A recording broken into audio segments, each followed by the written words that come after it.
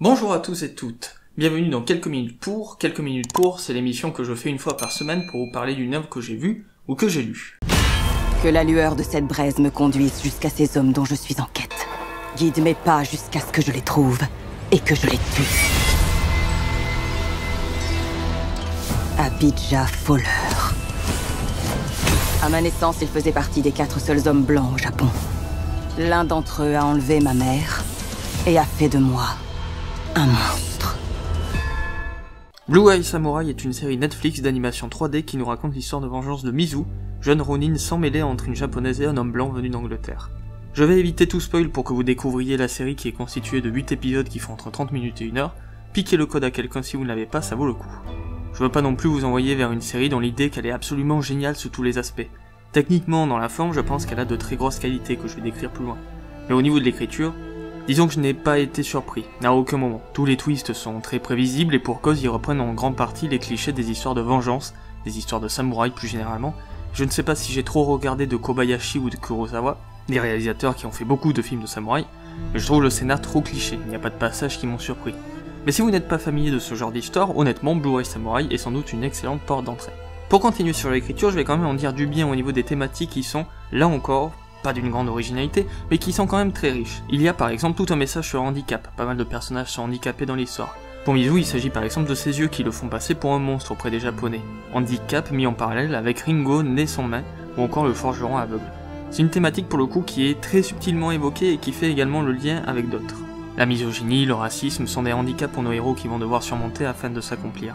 Il y a le classique modernité et tradition, le questionnement sur la quête de vengeance du héros, sur son comportement car il n'est pas un héros classique, il est plus sombre, et on va apprendre à le connaître et à l'apprécier avec de nombreux flashbacks. Les flashbacks justement prennent une grande place dans le récit, ce qui est normal, au début on ne connaît rien du personnage, on va donc comprendre comment il en est arrivé là, comment il est devenu aussi fort, qu'il lui a appris à manier le sabre.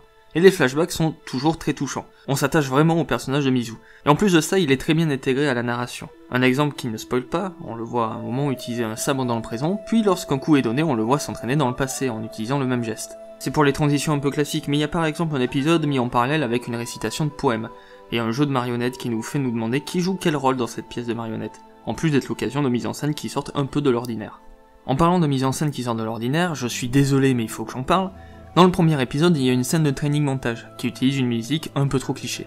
Déjà utilisée dans une autre œuvre qui rend hommage au film de samouraï. J'ai adoré la scène, mais avec le recul je la trouve bien trop classique, ce qui est décevant et en contraste avec les autres scènes de la série.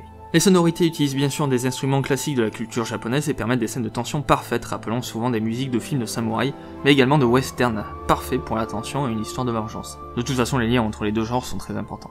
Et après les scènes de tension, bien sûr, nous avons la bagarre, et là rien à redire. Je suis plutôt un aficionados des films en animation 2D, mais la 3D est très bonne, elle permet des mouvements assez fluides et presque réalistes. Parce que la castagne est quand même un peu exagérée, plus proche du wuxia-pian, les films traditionnels de sabre chinois aux scènes d'action justement un peu exagérées. Elles sont souvent dantesques dans des configurations assez intéressantes, qui mettent bien en avant le savoir-faire des combattants et leur habilité à utiliser le terrain à leur avantage.